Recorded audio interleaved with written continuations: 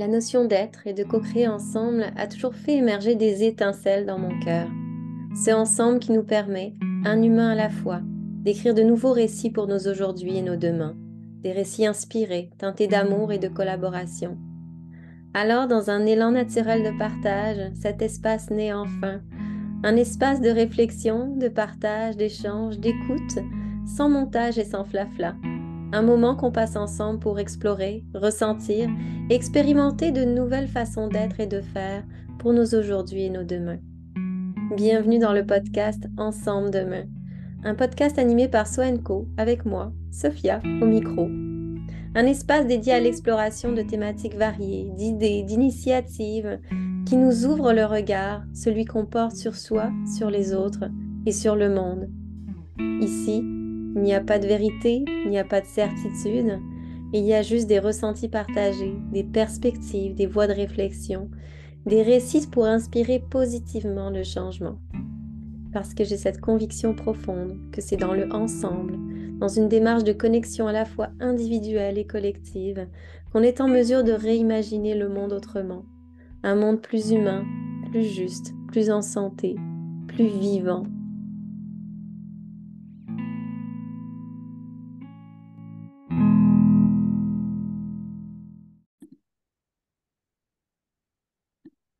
Alors, bienvenue à tous dans ce tout nouvel épisode du podcast Ensemble Demain. Ça fait un bout de temps que j'ai à cœur d'explorer la dimension politique de la transition écologique et sociale, mais je pense que j'avais cette peur, puis ce sentiment-là de ne pas avoir assez de connaissances sur cette sphère particulière de nos sociétés, puis ça m'a un peu freinée, je dirais, à aborder le sujet avant.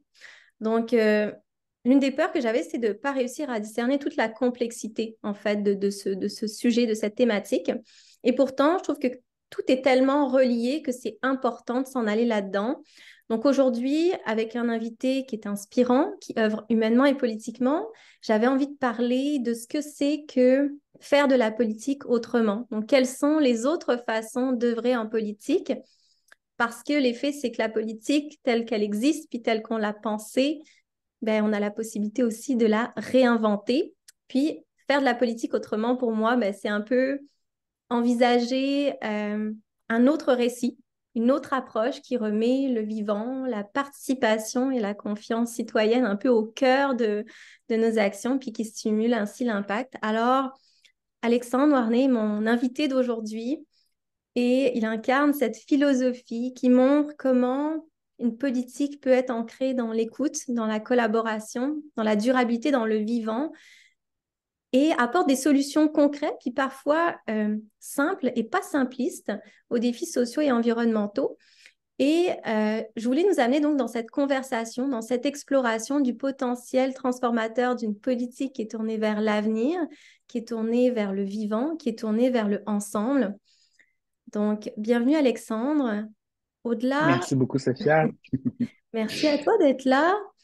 Puis toi, tu as, comme différents rôles que tu portes. Donc, au-delà de ton rôle de conseiller, tu es impliqué dans des initiatives comme Laval en transition. Et donc, tu incarnes cette vision-là d'une politique qui est ancrée dans des valeurs profondes, puis une authenticité, un lien authentique avec le vivant. Et tu es à la tête aussi du projet Les gardiens et gardiennes du vivant. Donc, je trouvais beau ce lien entre justement la politique, le vivant, le vivre ensemble, l'agir ensemble. Donc, merci infiniment d'être avec nous aujourd'hui, d'être avec moi aujourd'hui dans cette période de grande frénésie.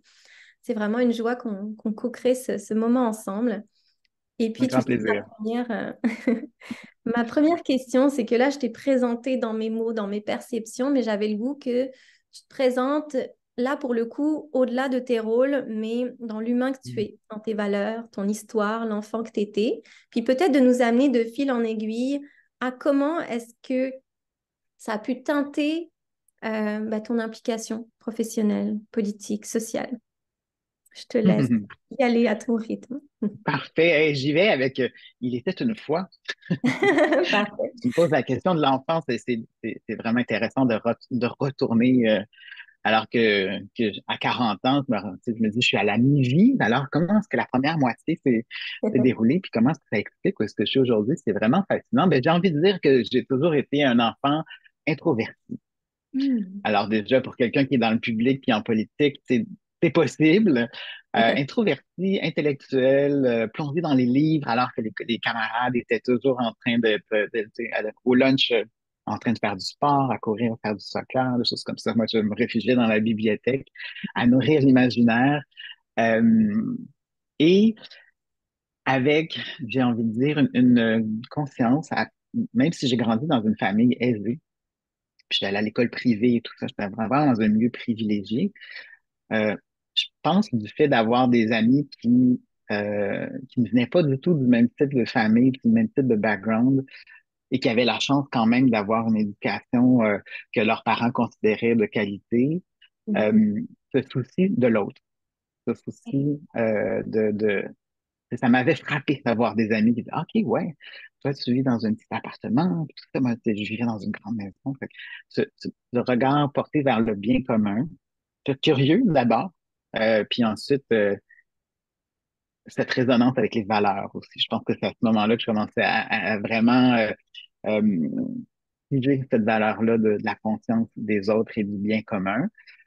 Et puis le côté un peu rêveur, un peu dans les livres, un peu dans le fantasme, me fait réaliser déjà que je suis quelqu'un qui se projette dans le futur. Et déjà à l'époque, c'était le cas. Tu sais, toujours à voir qu'est-ce qu'on peut faire, quel est le devenir possible pour moi, mais surtout pour plus grand. Tu sais. Et puis les questions déjà qui émergeaient à cette époque-là, c'est comment faire en sorte de, que les gens n'aient plus besoin d'aller chercher des privilèges pour avoir une éducation de qualité, par exemple. Hmm. Comment donc cette découverte aussi que l'introverti en moi n'était pas quelqu'un de qui était dans le care, je sais pas, dans la chaleur humaine, puis tu sais, aller entourer d'amour. Oh, non, un peu moins, tu sais, pour l'intello, plus comme non, c'est pas tant ça, mais plutôt en mode réflexion de comment faire en sorte qu'en amont, on n'ait pas besoin. Tu sais, on peut régler les solutions, Hmm. régler les problèmes avec des solutions pour éviter que les gens se rendent à avoir besoin d'être aidés, d'être donc un peu en amont dans cette vision-là. Fait que ça m'a amené à me concentrer beaucoup, à aller chercher des inspirations liées au bien commun. Oui, oui, déjà par la politique, là, adolescent, là, même si c'était pas du tout dans la famille, on parlait pas du tout de politique, là. J'avais un de mes deux parents qui était fédéraliste, l'autre souverainiste. Fait que déjà, c'était comme un peu un non-dit, là, la question politique. On n'en parlait pas trop pour pas poser de chicane. Mais cette idée de, tu sais, quels sont les véhicules ou quels sont les domaines euh, font en sorte qu'on peut avoir un impact systémique. Et évidemment, à cette époque-là, j'utilisais pas ces mots-là dans ma réflexion. Aujourd'hui, je le nomme comme ça. Donc, l'intérêt pour l'engagement, j'ai envie de dire ça. C'est politique, très certainement. J'ai commencé jeune comme militant dans un parti provincial euh, où le déclic, après avoir un peu magasiné, puis des ambiances un peu corpo, veston, cravate, comme non, ça me correspond pas. Et quand on a commencé à me parler de bien commun, je dis, Là, là, ça j'ai envie. résonne. Là, ça résonne, exact. Et puis après ça, des petites implications ici et là. Puis franchement, au départ, même si aujourd'hui, ben, on connaît plus pour le côté environnemental de mon implication, tu as parlé de la vanne en transition, gardienne du temps, on est vraiment là-dedans. Mais ça a émergé sur le tard, en fait, j'ai envie Hmm. de dire. Ça a été beaucoup axé mon implication sur la participation citoyenne. Ouais. Comment faire en sorte que les gens participent à la vie démocratique euh, comme, comme bénévole, comme activiste, j'ai envie de dire. Ensuite, comme professionnel, parce que j'ai travaillé à des écoles de citoyenneté jeunesse, avec l'Institut du Nouveau Monde pendant un petit bout de temps, où on faisait en sorte, mon mandat extraordinaire, c'était de stimuler la participation des jeunes de 15 à 35 ans. Ben, C'est merveilleux. c'est magique. C'est très exigeant, mais c'est très, la récompense au cœur était fabuleuse.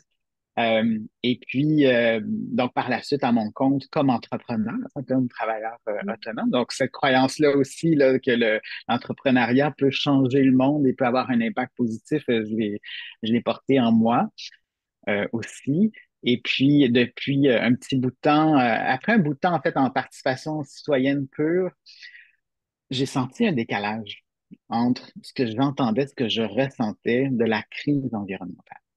Ok. Et un décalage dans la perception que les jeunes que j'essaie de mobiliser. C'est par exemple quand j'ai bougé un peu dans ma vie, mais je suis revenu à Laval en 2017 et puis j'ai relancé le Forum Jeunesse Laval en ce moment-là. Donc, je suis en contact avec des jeunes lavallois.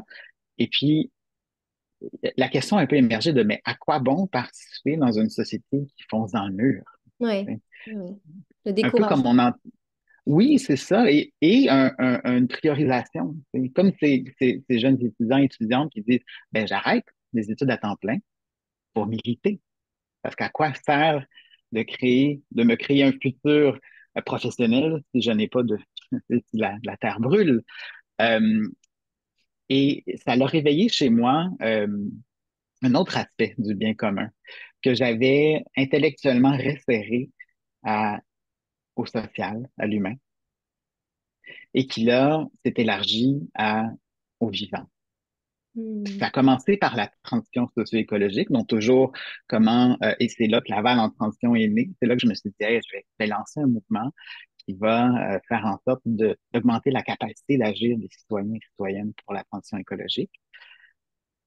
Et même après un moment, ce désir d'aller plus loin que simplement inclure l'humain. Et ça, c'est quelque chose qui a été un véritable déclic pour moi dans mon parcours, j'ai envie de dire, de, et qui correspondait en fait autant à ma tête qu'à mon cœur. Parce qu'il y a eu une espèce de en un petit bout de temps, de est-ce qu'on fait ça juste pour sauver l'humanité?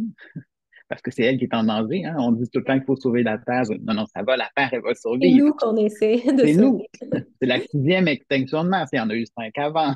Ça va, il y en aura sûrement une septième et une huitième après, dans quelques centaines de millions d'années, on espère. Fait que donc, est-ce qu'on fait ça pour nous ou on fait ça pour la communauté plus large de la Terre, du vivant? Euh, et donc, ça a nourri aussi mon cheminement et ça a fait en sorte que ça m'a donné ce courage-là de faire le saut, j'aime souvent dire, du côté obscur de la force, c'est-à-dire de passer de militant, c'est ça, ou citoyen engagé à la politique avec un alignement aussi de très spécifique, là, les bonnes personnes au bon moment sur mon territoire à Laval. Euh, et ce désir d'arrêter d'être simplement en mode proposition puis en mode revendication, mais de dire est-ce que je serais capable de faire des changements, moi, Hmm. comme acteur de changement politique, est-ce que c'est possible? Et puis ça m'a mené à mon poste que j'ai actuellement comme conseiller municipal à Laval. Hmm. Et merci beaucoup pour cette histoire-là que tu nous racontes, puis que je trouve qu'il va vraiment un peu aller explorer un peu ta quête de sens, ton évolution très personnelle aussi, beaucoup de résonance avec ce que tu dis, l'introversion, cette réalisation que Mm. finalement tu l'as construit, ton parcours, puis que tout s'est révélé au fil du temps, puisque tu partages à la fin, tu sais, on a mis l'humain au cœur de tout, mais est-ce vraiment l'humain qu'il faut mettre au cœur de tout dans cette transition? Grande question, puis ça m'amène à cette deuxième question que j'avais, justement. Tu sais, on parle de la relation qu'on a avec le monde, avec soi, avec les autres, puis il y a la relation qu'on a avec le vivant. Tu t'en parles comme quoi ça s'est transformé pour toi. Cette relation avec l'humain, finalement, c'est une relation plus avec le vivant. Euh, Comment tu l'as définie? À quoi elle ressemble? Puis comment concrètement ça se reflète dans les actions du quotidien pour Mm. toi ou justement en politique? Mais ce qui émerge là, c'est que j'ai envie de dire que ça correspond dans mon parcours à moi, puis ça se reflète chez d'autres personnes, à la connexion plus grande avec la sphère spirituelle en moi. Hmm. Alors, j'ai toujours été très intello, même un mépris de la spiritualité quand j'étais plus jeune. C'est un peu comme, ah non, non, ça, c'est pas pour moi. Puis, en plus, dans le contexte québécois ou dans les années 60, quand on a rejeté la religion, on a rejeté la spiritualité en même temps. Donc, il y a une espèce de tabou social, puis que je l'avais très, très bien intégré. Très, très bien. Puis là, je me voyais très universitaire, là, très académique, très rationnel. Pas trop de place pour ça. Et je me suis rendu compte que plus je connectais à ça, et plus je comprenais que mon appel du bien commun dont je parlais tantôt était en fait lié à ces valeurs spirituelles, à mon sentiment de connexion à plus grand que moi. Et là, j'étais capable de plus en plus de nommer ce que je nomme aujourd'hui la communauté du vivant, la vie, mais plus ma propre puissance était grande. Tu sais. Et en fait, une chance que j'ai pas fait de la politique avant d'être à cette place-là, parce que ça Hmm. aurait pu être à partir d'une place d'ego, à partir d'une place de qui était très connectée à la tête et pas du tout au sens profond.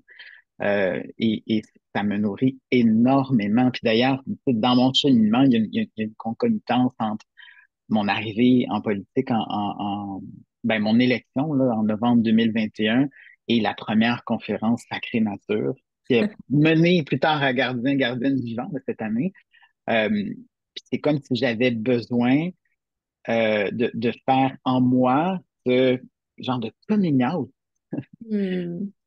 de dire oui, OK, je fais la politique. Oui, c'est très, on est très dans les programmes, dans les projets, dans les règlements, tout ça. Euh, et oui, le sens profond de cette connexion-là au vivant, elle est importante en même temps. Et ce que j'ai envie de dévoiler, c'est ce grand stress, même à ce moment-là, de dire, mais est-ce que c'est socialement acceptable? Est-ce que je vais me faire rentrer dedans? Quand je dis coming out, Ouais, c'est ouais, c'est vraiment ça, là, un peu le même stress pour être membre de la communauté LGBT. Je l'ai vécu un premier coming out Hmm. à la fin de mon adolescence. Et là, c'est la même chose. Tu sais, qu'est-ce que les gens vont penser? C'est beaucoup cette peur-là. Tu sais. Heureusement, 2 ans plus tard, c'est plus là, là. Je m'assume complètement, mais ça a pris son temps, tu sais, de dire. Et même comme politicien, puis on connaît dans les sondages l'opinion générale que les gens ont des politiciens. Fait que même comme politicien, je peux exprimer ce type de valeur-là, ce type de vision-là. Et la raison qui m'a vraiment poussé à le faire, c'est en fait, je dois le faire. C'est pour ça que je ne serai pas ce type de politicien qu'on n'aime pas et qui, pour les raisons dans lesquelles les sondages, les gens répondent négativement. Euh, puis en fait, je dois le faire d'abord et avant tout parce que sinon, pour moi, ça ne fait pas de sens. Ouais. Pour toi d'abord, pour les autres ensuite. Et oui, et j'aurais pu le garder en moi. J'aurais pu le garder dans mon jardin secret, toute cette connexion à la nature, même le vocabulaire comme sacrée nature, l'écosophies régénératrices, tout ça. Euh, et je me suis dit, hey, et si j'en parlais publiquement, peut-être que ça va résonner chez d'autres personnes. Puis finalement, ben, la réponse est oui. C'est oui. Donc, ça nourrit tout ce qui est à côté de mon travail politique, mais ça nourrit l'élu que je suis qui prend des décisions profondément ancrées et qui, dans les nécessaires compromis du quotidien, dans les grands débats, les grandes questions, euh, ben, je suis capable de me rattacher à ça, à Ouais. ces valeurs profondes et à cette vision-là et au pourquoi. Pourquoi je fais ça? Qu'est-ce qui est acceptable? Qu'est-ce qui n'est pas acceptable comme compromis? Hmm. Hmm. C'est beau ce que tu dis parce que tu sais, tu parles de cette spiritualité-là qui teinte donc tes actions, puis donc, qui est en lien avec le rapport au vivant, mais qui t'ancre en tant qu'être humain et qui finalement Hmm. va donner encore plus de poids aux actions que tu vas porter pour les autres. Je trouve ça très beau aussi ce que tu partages parce que je pense que dans les entrepreneurs en tout cas, qui suivent mon podcast, il y en a beaucoup qui ont encore cette crainte d'oser assumer, s'assumer dans qui ils sont réellement, Hmm. lever les masques et tout ça. Donc, je pense qu'il y aura beaucoup de résonance en ce sens-là dans la communauté entrepreneuriale. Alors, merci pour ça. Puis alors, avec ce que tu partages, puis cette spiritualité qui teinte justement, ce vivant qui teinte ta vision de ce que c'est faire de la politique, j'avais cette grande question très large de et alors, finalement, avec ces éléments-là de qui tu es, qui font partie de qui tu es, qu'est-ce que c'est pour toi, au-delà des définitions qu'on voit un peu partout, la politique? C'est quoi pour toi Hmm. faire de la politique autrement? Ben, j'ai envie de répondre tout de suite, faire la politique, c'est déjà s'occuper du bien commun, de s'occuper de plus que soi, Mm. d'avoir conscience de son impact. Puis là, je parle pas de faire de la politique active comme je le fais, mais d'avoir conscience de son espace puis de son rôle dans la joute politique, oui, peut-être, mais aussi l'impact de nos choix au quotidien. On fait tous et toutes du politique, en tout cas, sans Ouais. le savoir. Euh, et pour moi, le lien fondamental, il est vraiment là, c'est la conscience.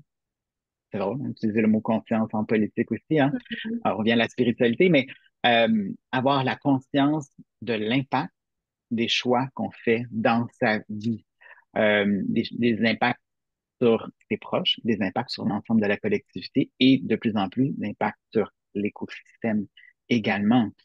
Euh, et je vois beaucoup mon rôle en politique, là, outre les projets, les règlements et tout ça, comme euh, rameneur à la conscience de ça. Oui. Je veux dire, mais quand vous me parlez de l'impact de telle décision, quand je parle à mes citoyens, par exemple, sur vous, avez-vous une conscience de cet impact collectif-là? L'essayer de décentrer puis voir, tu sais, dans le globe. Et ça, c'est mon cerveau systémique, là. Comme je disais tantôt, je vois les systèmes, je vois l'avenir et tout ça.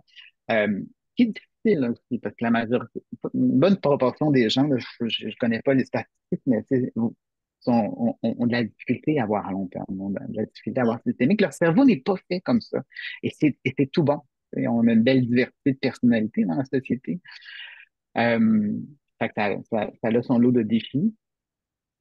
Et je pense que les gens qui ont cette caractéristique-là de penser en système, ben, doivent s'impliquer au niveau systémique aussi. Euh, ouais, je ne sais pas si je réponds à ta question, mais ça m'a amené là. Oui, oui, mais en fait, tu réponds à ma question, puis j'entends beaucoup, justement, tu essaies de ramener au travers de la politique à cette conscience, peut-être, tu sais, je vais parler souvent de la conscience de soi, de la conscience des autres et de la conscience du vivant, donc essayer d'englober cette Oui, conscience-là, c'est de parler que tu es, en fait, ouais, tu te définis peut-être comme quelqu'un qui va éveiller les consciences, qui va peut-être semer certaines graines aussi et qui va prendre soin. J'entends le prendre soin dans ce que tu communiques de ce qu'est la politique. Puis euh, souvent, on entend la politique comme un peu le contraire de de se prendre hmm, soin-là. Puis c'est ça que j'entends, ou que je perçois, ou que j'ai envie de percevoir. C'est un peu mon oui. reflet à moi. Et, et puis, tu sais, j'ai envie d'ajouter que, tu sais, même du point de vue militant d'avant, tu sais, d'avant d'être dans mon monde politique, on peut avoir la perception que, ah ben, la solution, la transition Ouais. écologique, elle est politique. Pour d'autres, c'est non, la solution, elle est entrepreneuriale. D'autres, non, la solution, elle est militante. Euh, et mon constat aujourd'hui, c'est que la solution, elle est identitaire, spirituelle et de conscience. C'est à travers l'ensemble de ces modes-là. Donc, ce n'est pas le véhicule qu'on utilise, hein, c'est pas l'action qu'on mène qui va tout changer, c'est la multiplicité, parce qu'on est dans un monde très complexe et les sources profondes, tant de la perte massive de biodiversité que de la crise climatique, elles sont multiples. Ben, c'est pas tant de choisir le chemin principal qui va tout changer, ça n'arrivera pas, mais c'est de changer la manière dont on se perçoit, la manière dont, donc à nouveau, le pourquoi, le why, pourquoi est-ce que je fais ce que je fais, et de le renforcer dans mon processus de coaching. Là, on n'a pas parlé de ça, mais je suis depuis récemment coach aussi en développement personnel et professionnel. Tu sais, je parle d'empuissancement, c'est de nourrir cette puissance-là intérieure qui permet, par exemple, de faire ce coming out-là, de s'assumer, par exemple, comme entrepreneur avec des profondes valeurs spirituelles, alors que la société nous renvoie mais voyons, c'est la sphère privée, ou Oui. voyons, quel est le lien? Mais on a tellement soif de ça, on a tellement besoin de ça. Il faut nourrir cette conscience-là, ce sens-là pour dire, amenons ça dans toutes les sphères de notre vie. Mm.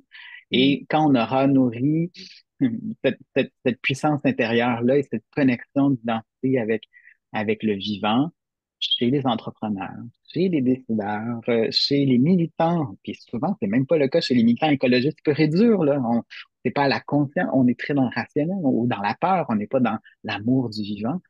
Ben, quand on a réussi ça, ce shift de conscience-là, ben, tous ces véhicules-là ou tous ces chemins-là vont converger Ok. vers cette transition socio-écologique-là. Mais totalement. Puis c'est drôle parce que tu dis ça, puis là, j'ai le soleil qui vient illuminer ma face. Je trouve ça drôle comme image. Mais tu sais, quand tu parles de ça, ben, c'est cette notion. Oh, je vais refaire ça. C'est cette notion de, tu sais, on parle d'écologie, mais il y a l'écologie intérieure. Puis c'est un petit peu ça que tu Oui, ramènes, cette révolution intérieure qu'on a tous à vivre. Et que si elle vient teinter chacune des sphères de la société, de la vie sur Terre, ben c'est là oui, qu'au travers de cette interdépendance, il y a des choses qui vont émerger et qui vont nous permettre mm, de construire quelque chose de durable. exact. Effectivement. Cet état-là, tu sais, le sociologue Armand Rosa appelle ça la résonance. C'est de Exact. raisonner avec le vivant, avec la nature.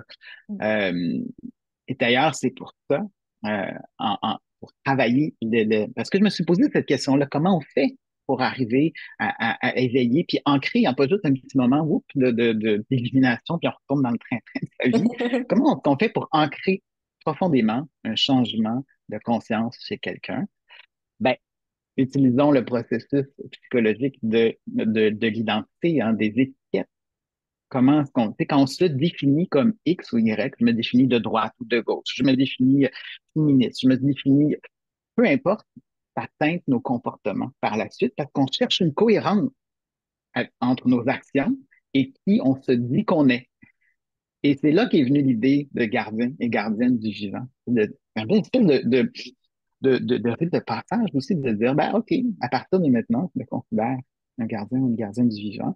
Ça rentre dans l'identité et Ouais. ça l'impacte des comportements par cohérence. On veut respecter cette nouvelle identité-là qu'on a qui s'ajoute à plein d'autres identités, hein, de maman, de fille, de personnes habitant telle place, de personnes pratiquant telle religion, par exemple, ou athée, ou peu importe. Là. Mais de dire, à partir de maintenant, il y a ça qui change. Il y a un avant puis un après en utilisant ce rapport identitaire. Ah, mais c'est beau parce qu'il y a comme une réconciliation finalement aussi avec notre rapport à nous-mêmes. Puis, tu sais, aussi avec le fait que on est une personne, mais notre identité est complexe elle aussi. Et Mm. qu'elle a toutes ces facettes, puis que parfois d'apprivoiser ces facettes-là, bah, ça nous ramène aussi dans cette diversité, puis dans cette inclusion qui est vraiment nécessaire dans cette transition-là, justement, qu'on vit. Puis, là, je m'excuse, c'est que ça ramène à tellement de choses. J'aurais tellement de questions, je sais même plus où me situer par rapport à mes questions, mais je vais juste revenir sur la traque du fil conducteur. Puis, tu sais, tu avais parlé que plus tôt, tu avais été très impliqué dans tout ce qui était collaboration, participation citoyenne, d'essayer d'aller amener cet élan d'action, d'essayer de ramener aussi euh, cet espoir-là, je pense, dans les jeunes et les moins jeunes.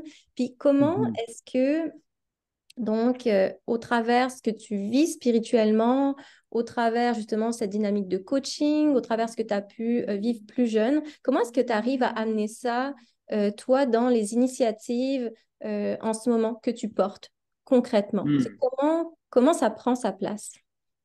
Ouais.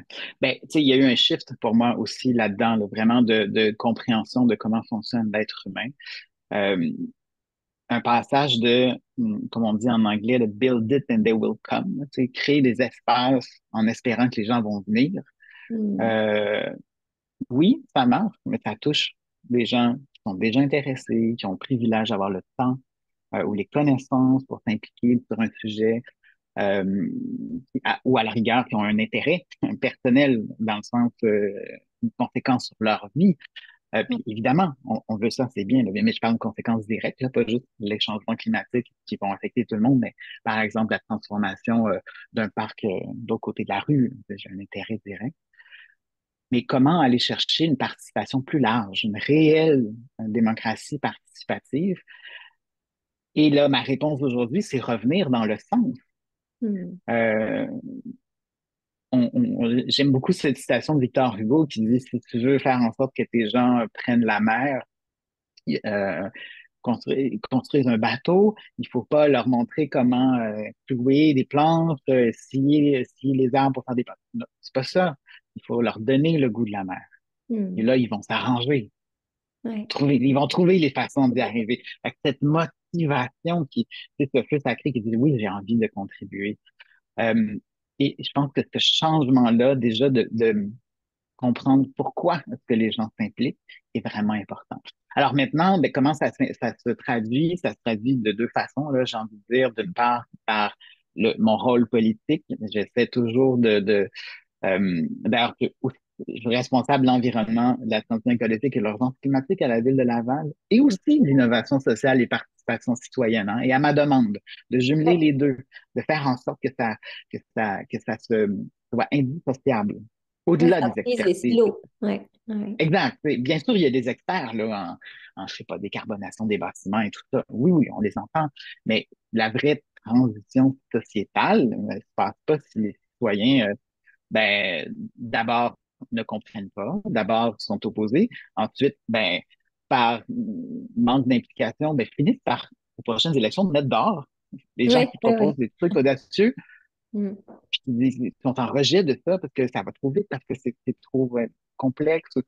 Donc, il y a beaucoup de pédagogie, il y a beaucoup, justement, de care là-dedans aussi, de prendre soin des gens, puis de dire, OK, c'est dans ce sens-là, y compris des gens euh, et c'est facile en politique d'être, dans toutes les sphères de la vie, là, peu importe ce qu'on fait, là, d'être très, c'est noir ou blanc. Il y a Mm, les ouais. imbéciles qui veulent pas la transition écologique et tout ça. Alors non, non, on peut pas faire ça. Donc des processus qui impliquent davantage les gens en amont, qui parlent du sens. J'essaie toujours dans mes interventions d'amener à ce pourquoi. C'est pourquoi on fait ça.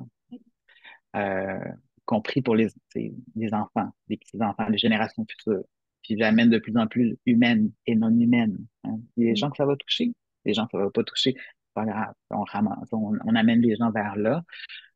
Et un de des éléments sur lesquels je travaille en ce moment, c'est de créer euh, de nouvelles instances de participation citoyenne à la ville, des assemblées de quartier où monsieur, madame, tout le monde peut s'impliquer et pas dans des trucs très plates avec un protocole, on est rendu au point 11.2 et puis vous avez 3 minutes pour intervenir avec... Non, non, non, pas du tout, là, quelque chose de festif, de plaisant avec la bouffe, la musique, là, avec un espace garderie pour les enfants, tu sais, pour être inclusif et aller chercher aussi celles et ceux qui sont éloignés de la participation citoyenne pour pas tomber Mm. dans le même piège du build it and they will come. On veut pas que les gens privilégiés, que les gens qui ont des connaissances, bon, qui ont le temps, c'est le temps de venir. On veut créer quelque chose de participatif. Fait qu'il y a des laboratoires comme ça au niveau politique. Et du côté de gardien et gardienne du vivant, donc ce mouvement écosophique-là, ben là, on est en plein on part du why.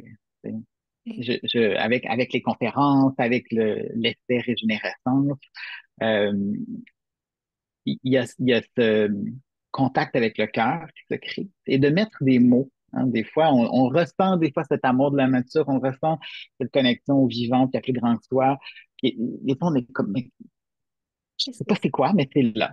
Puis là, on arrive avec un peu euh, des propositions. Tu sais. Ah, c'est l'interdépendance. Est-ce que ça vous parle? Oh, la biophilie, c'est l'amour de la nature exprimé comme cette appartenance à, à une communauté qui dépasse les humains, hein, l'écosphère.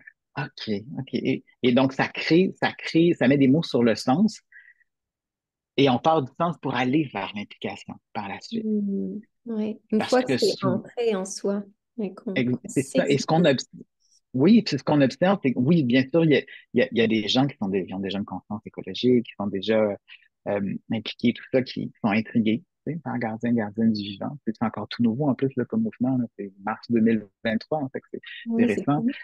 Mais aussi des gens qui ne sont pas du tout impliqués, qui ont cette sensibilité-là quand même. Je pense que ça prend, tu sais, pour être attiré par le message de gardien, gardienne du vivant, ça prend une sensibilité euh, certainement, et qui, en fait, vont nourrir, je reviens à l'empuissancement, qui vont nourrir leur puissance en mettant des mots, en renforçant, en connectant avec d'autres personnes, parce que souvent, ces personnes éco-sensibles se sentent très seules.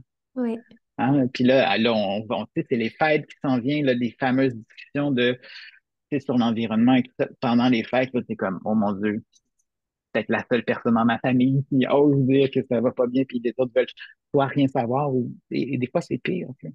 Donc, de se rassembler aussi pour nourrir cette puissance-là et ensemble développer notre pouvoir d'agir et avoir un impact régénérateur. C'est un peu ça l'objectif, c'est d'avoir en tête, au bout du compte, un projet de société régénérateur. On est arrivé à une société qui vit en symbiose avec l'ensemble du vivant, une société humaine, j'entends, qui vit en symbiose avec les non-humains aussi, mais ça part de cette prise de conscience, cette sensibilité, sur lesquelles on met des mots, avec lesquels on connecte avec d'autres personnes, là, qui donnent le goût de développer son pouvoir d'agir. Là, le why est très, très fort. On sait, Ouais. OK, au nom du vivant, qu'est-ce que je peux faire maintenant? Si je me mets au service du vivant, qu'est-ce que je peux faire?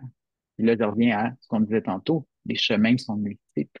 Ben, Mhm. l'important, c'est d'avoir le why qui est fort et qui va dire, OK, moi, je me lance en entreprise. Ah, moi, je vais me présenter aux élections. Ah, moi, je sais pas, aller poursuivre mes études finalement, puis trouver, tu sais, d'agir dans tel ou tel domaine, etc., etc. Et c'est donc plein de façons de s'impliquer des fois en allant dans des structures, des fois en juste reconnaissant avec, mais pourquoi? C'est quoi le sens profond? Et en connectant avec d'autres personnes, le chemin se trouve sur Hmm. la route. Ouais. Ah oui, ben c'est beau parce que tu amènes différentes façons finalement d'accéder à ce sens, à cette implication-là, selon les projets que tu portes, que vous portez ensemble avec ceux avec qui tu collabores. Puis, ce que je retiens là-dedans, c'est que ça passe beaucoup par la rencontre. Donc, cette rencontre qu'on a avec soi-même quand on revient là-dedans, Hmm. cette rencontre qu'on a avec l'autre, puis qui nous amène une autre perspective aussi, et finalement qui nous amène dans cette rencontre qu'on finit par avoir avec le vivant, avec le ressenti de ce que ça représente pour nous être vivant. Puis je trouve que ça nous ramène aussi dans ce pouvoir d'agir, cette capacité en fait, de réaliser que peu importe comment on le fait, nous, comment on le concrétise en tant qu'être humain, que ça soit dans nos communautés, que ça soit en entrepreneuriat, que ça soit en politique, ben, on a tous notre manière de contribuer et puis elle est Exact. importante, elle a du sens, peu importe comment finalement elle se décline concrètement. Mais Hmm. ce qui nous relie, c'est ce sens commun, ce bien commun. Exactement. Puis ce qui émerge là, c'est que dans les prochaines années, je sais que je vais travailler, notamment avec la boîte que je suis en train de monter, Equinox, sur le concept de leadership régénérateur. Hein. Parce que Mhm. c'est exactement ce que tu dis, c'est pour ça que c'est ce qui monte. C'est-à-dire d'abord, comme quand on prend l'avion, puis là, il y a le masque qui tombe, là, tu sais, Ouais. d'abord mettre son masque à soi avant de s'occuper, y compris de ses propres enfants. Là, c'est un peu contre-intuitif, mais parce que le cœur veut aller vers l'autre. Mais dire, non, non, occupe-toi de toi. C'est régénère-toi. Donc, un leader dans toutes les sphères, là, peu importe, là, pas juste politique, Mhm. entreprise, sociale, communautaire, artistique, tout ça. Euh, leader de communauté aussi. Là. Donc, un leader qui est ancré lui-même, qui va avoir ensuite un impact sur son noyau proche, c'est régénérer son groupe proche, sa famille, son entreprise, pour ensuite avoir un impact régénérateur sur la société. Et souvent, ce qu'on oublie, et ce que je veux développer, avoir un impact régénérateur sur l'écosystème. Ouais. On a beau être une personne super connectée avec soi-même, avoir tu sais, un milieu proche, un noyau, une famille qui est très régénérée dans une société où idéalement, il y a un peu moins d'inégalité sociale, puis du bordel qu'on connaît, la guerre et tout ça, mais sur une planète qui va mal, quel est le sens dans tout ça? C'est aller bien dans une société qui va pas bien, ou une écosphère qui va pas bien, ça nous amène pas très loin non plus. Mais ça nous fait questionner parce que je pense que notre rôle, puis je pense que notre devoir aussi, quand la société va pas bien autour, puis avec tout ce qui se passe, puis tout ce qui nous émeut beaucoup, tout ce qui nous bouleverse, ben, on a ce devoir, si on est dans une société, dans une ville, dans un pays qui va bien, ben, d'aller justement prendre ce pouvoir-là, de trouver des solutions, de trouver du sens, de soutenir, parce qu'à un moment donné, ce sera peut-être notre tour d'accepter qu'on prenne soin de nous, mais en attendant, on a cette capacité de prendre soin de nous et donc de prendre soin des autres. Puis c'est beau ce que tu amènes là, puis j'aime beaucoup la manière dont tu l'apportes. Ouais. C'est très difficile de prendre soin des autres, Ouais. de la terre, du vivant, si on prend pas soin de nous d'abord. Mhm. C'est le meilleur exemple qu'on peut donner à nos enfants, Oui, oui. à nos collègues, aux membres de notre famille, à nos voisins, voisines. c'est prendre soin de soi, de se connecter je reviens en puissancement, tu sais, quand on prend soin de soi, ben, on devient fort et nourri, lumineux par l'intérieur. Et forcément, le reste a un impact positif. Et après Ouais, ça, avec conscience, on peut contribuer à régénérer son entourage, sa société, son environnement, mais tout à fait. partir de soi. Mm. Ouais, j'aime dire que comme ça, on incarne le monde en soi, en quelque sorte. Mhm. Incarner le monde en soi. Ouais, ouais. Puis tu sais, ça fait aussi la différence entre, on parle souvent qu'on est des sociétés individualistes, et il y a un autre terme qu'être des êtres individués, où là, on réacquiert cette relation, on entretient cette relation avec soi, et au travers l'entretien de cette intériorité-là, ce retour à cette intériorité-là, ben là, on est en capacité en même temps de jumeler ça Mm. avec le bien commun, avec notre rapport à l'autre, avec notre rapport au vivant. Donc, je pense que c'est cette nuance-là aussi qu'on amène. Ça signifie pas être égoïste que de prendre soin de soi d'abord, mais bel et Mm. bien comme un apport pour la vie autour de nous. Fait que, ouais, Oui, des jeux forts dans un nous fort. ouais, Hein, le groupe est aussi fort que la chaîne est aussi forte que la plus faible le plus faible de ses maillons. Hein. Donc, il faut prendre soin de nous, puis en se faisant, on renforce la chaîne, on renforce le groupe aussi. tout à fait, tout à fait. Puis là, alors dis-moi si j'ai encore du temps ou pas. Ça va me... Oui. D'accord. Mais j'avais envie peut-être que, tu en as parlé du projet Gardien et gardienne du vivant, mais as-tu Mm. peut-être envie de nous en dire plus sur ce qui s'en vient, sur ce qui s'y passe, sur bah, peut-être sur un petit peu ce qui te traîne Ouais. en lien avec ce projet-là? Oui, absolument. Ben, ce projet-là est né, en fait, c'était pas prévu. Hein. C'est un peu comme une naissance imprévue. C'est commencé par une conférence dont je parlais tantôt, que j'avais envie de donner Sacrée Nature pour le jour de la Terre 2022. Oui, c'est ça. Et puis, l'idée, c'était d'abord et avant tout ce besoin très personnel de mettre en ordre mes idées, de mettre des mots hein, sur mon ressenti dont je parlais tantôt, de créer un peu, d'aller piger chez plein d'auteurs, autrices, d'aller piger dans mon ressenti, de créer comme un système. J'aime beaucoup le système qui fait du sens en termes de valeur, en termes de le lien entre le personnel et le projet de société. Et ce besoin très fort de communion, Hmm. vraiment. Hmm. Donc, il y a eu d'abord cette conférence Sacrée Nature pour le Jour de la Terre 2022, euh, qui est resté un peu lettre morte. Peut-être devant quelques personnes au collège Montmorency à Laval, au cégep de notre municipalité, avec du beau feedback, vraiment intéressant. Puis, c'est c'est resté un peu flottant dans ma tête par la suite. Il n'y avait pas nécessairement de suite. C'est comme, je fais ça une fois, puis c'est réglé. Ouais. Puis là, je me suis dit, oh, mais ça peut vraiment avoir un impact. Et après des mois de réflexion, ça peut avoir un impact sur mon travail politique, sur d'autres personnes. C'est le sens que moi j'y trouve, parce qu'on en reparlait. C'est ça, OK, ça résonne. Ça peut être une contribution Hmm. au service du vivant. Et là, j'ai eu cette idée de transposer en essai, dans un petit essai d'une quarantaine de pages, qui maintenant s'appelle Régénérescence, euh, qui expose un peu les valeurs, le projet, c'est quoi être un gardien du vivant, vers où on s'en va, c'est quoi notre étoile du Nord, cette société régénératrice qui nous unit comme projet de société. Euh, et puis, en se disant, je vais refaire la conférence un an plus tard, toujours autour de la Terre. Et puis là, il y a eu vraiment un happening. Là. Il y avait des gens qui se sont ramenés, il y a un panel, tout ça, puis des gens se sont dit, mais OK, j'aime ça, qu'est-ce que je peux faire? Et là est né comme un peu spontanément par une amalgame de gens qui disaient, oui, oui, moi, je veux faire quelque chose, ça me parle. OK, et si on crée un mouvement? Hmm. Parce qu'il y a une plus-value pour certaines personnes qui se reconnaissent dans ce message-là. Euh, le- L'effet que j'ai pu voir, c'est comme moi, ça a fait chez moi, puis ça c'est magique, hein, ça a fait ça chez moi, je l'ai mis en mots, euh, et d'autres personnes ont raisonné aussi à ça, c'est ah, c'est ça, c'est ça que je ressens. Et là, mon cerveau est d'accord avec mon cœur et avec mes tripes. Parce que des fois, mon cœur, il a fait parler, il y a des intuitions, mais pas clair ici. Mais quand il y a un alignement entre ah là, je reconnais que, OK, oui, c'est l'amour du vivant, capable de mettre des mots sur aussi l'interdépendance que je ressens. OK.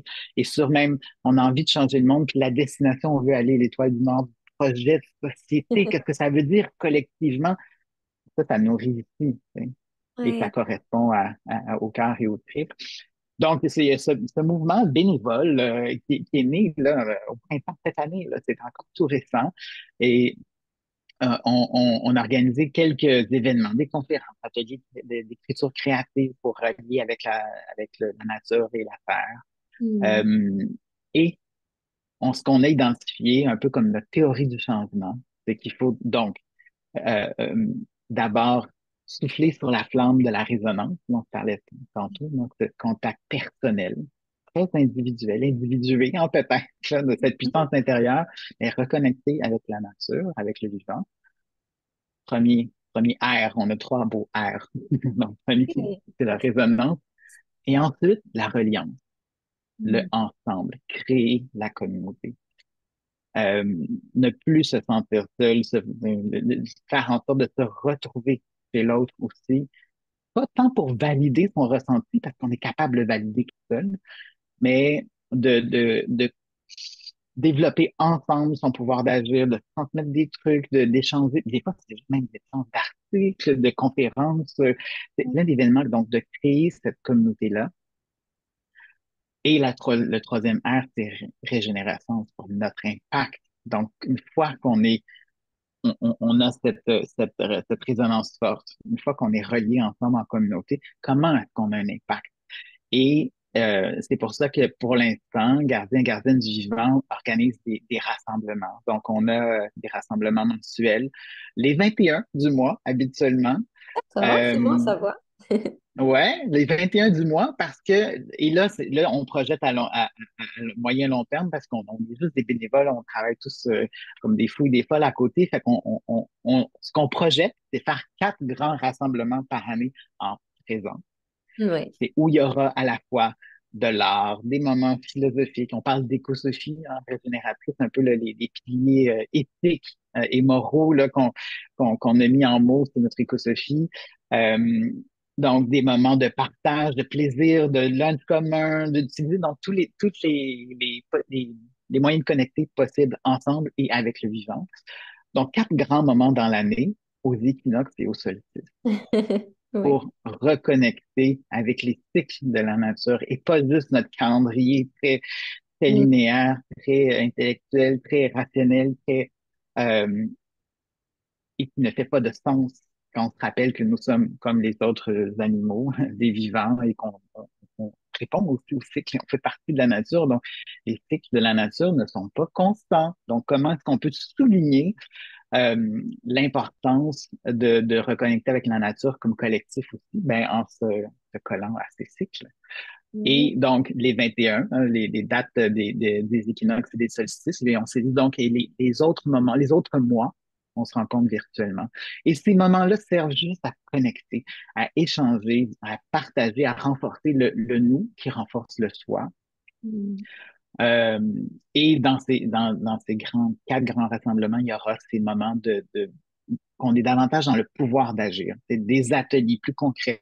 Et dans l'intelligence collective, la sagesse collective aussi. Donc, de faire en sorte, tout le monde a des connaissances, tout le monde a des compétences. Comment est-ce qu'on peut faire en sorte qu'on soit dans le partage, dans le don, dans Hey, moi, la permaculture, ça m'allume. Hey, pourquoi je ne ferais pas une activité comme gardien ou gardienne du vivant, personne, monsieur, madame, tout le monde là, qui est membre qui est membre. On n'a même pas de membership, hein, on s'auto-identifie. Là. Comme moi. Et donc, moi, j'ai envie de contribuer ça en mode service. Comment est-ce que je peux être au service du collectif et du vivant? Donc, c'est le genre d'initiative qu'on est en train de mettre en place avec une belle équipe de bénévoles. Et puis, je disais tantôt, c'est quoi l'identité d'être un gardien, une gardienne du vivant? Donc, oui, il y a cet engagement-là, puis on a même un manifeste hein, qui dit voici ce vers quoi notre cœur tend, ce qu'on veut. Et il y a un engagement. Tu sais, quand je parlais de avant et de après, de rite de passage pour devenir un gardien ou une gardienne des vivants, c'est un engagement personnel envers soi et envers le vivant. Il y a pas, c'est pas envers l'organisation, c'est pas une organisation, c'est l'engagement que je fais, le serment que je fais pour moi et pour le vivant, d'aimer, de célébrer, de prendre soin et de défendre le vivant. Ça, ce Hmm. sont les quatre un peu les impulsions du cœur. C'est ça l'essence d'être un gardien, une gardienne du vivant. Et c'est à ma manière, hein, ça peut vouloir dire plein de choses différentes pour chacun. Mais aimer, célébrer, prendre soin et défendre le vivant. Puis là, on essaie d'imaginer des entrepreneurs qui font cet engagement-là, des Hmm. décideurs publics qui font ça, des universitaires qui partent avec cette impulsion-là, des enseignants, enseignantes. Euh, Qu'est-ce que ça peut changer comme société? Et juste cet ancrage-là, pour moi, pourrait être transformateur de manière phénoménale. Hmm. Ah oui, puis, mais puis ouais, voilà, tu clôtures là-dessus, mais comme un vecteur de lien entre justement ces différentes identités, ces différentes sphères, ces différents humains, cette diversité. Oui, Mm. c'est beau. Puis toute l'intimité finalement qu'il y a dans cet engagement. Donc un engagement pas Mhm. formel, mais très intime. Un engagement avec soi d'abord. Ben, c'est très beau. Puis je pense que ça va m'amener vers justement la dernière question que je pose à chaque invité Mhm. et qui est en lien avec justement ce nouveau récit qu'on a pour le monde, qu'on souhaite pour le monde. Puis j'avais envie que tu nous amènes dans ton utopie réaliste. Si tu osais l'utopie, si tu osais le rêve, demain il ressemblerait à quoi? Et Mhm. là, tu l'as nommé plusieurs fois, donc pas dans le rationnel nécessairement, mais dans le ressenti, en images, en mots, en couleurs, en sensations. Si tu fermes les yeux ou si tu regardes par la fenêtre, certains regardent par la fenêtre, c'est quoi? Je, spontanément, le- mon utopie réaliste, c'est une collectivité qui se rappelle ici et qui ressent ici que nous sommes nature, Hmm. qui reconnecte avec cette essence profonde puis qui arrête de s'en dissocier. Et ça a un impact sur plein de trucs qui sont très réalistes. Si on se met en nous sommes nature et en posture de leadership régénérateur, ben, ça veut dire des villes où, puis là c'est des lieux municipaux, mais des villes où la nature, elle est partout, où on arrête de se dire, il y a cette séparation, même géographique, c'est la nature, elle est partout. Ça veut dire des écoles où la nature est partout, des résidences de personnes âgées où la nature est partout, un système d'éducation, de santé où la nature est partout. Donc, c'est ce futur-là qui, par des moyens même très rationnels, avec des Mhm. techniques, je pense à l'aménagement biophile ou l'architecture biophile, par exemple. Très concret, là. Ça s'enseigne dans l'université. Mais sur cette impulsion de nous sommes nature, c'est une société donc qui est en synergie avec l'ensemble de la communauté du vivant, qui vit en symbiose avec tout l'écosphère. Hmm. Eh, merci, merci pour ça, merci pour cette belle dernière image que tu nous ramènes. Moi, je la vois, je la perçois, c'est drôle. Merci pour cette belle conversation. Merci pour ton ouverture, pour ton authenticité aussi. Je pense que ben, ça me fait du bien, comme chaque rencontre. Et puis, je pense que ça me nourrit aussi, ça nourrit mon cheminement. Alors, j'ai pas envie d'en ajouter plus à part cette immense gratitude que tu aies pris ce temps avec moi Mhm. aujourd'hui. Ben, merci à toi, puis vraiment, c'est un plaisir. Alors, je dis à tout bientôt à nos auditeurs, puis n'hésitez pas à réagir s'il y a quelque chose qui vous interpelle dans ce qu'on a pu dire. Et puis, bien évidemment, je mettrai les liens vers justement tout ce qu'on a discuté aujourd'hui. Alors, à très bientôt.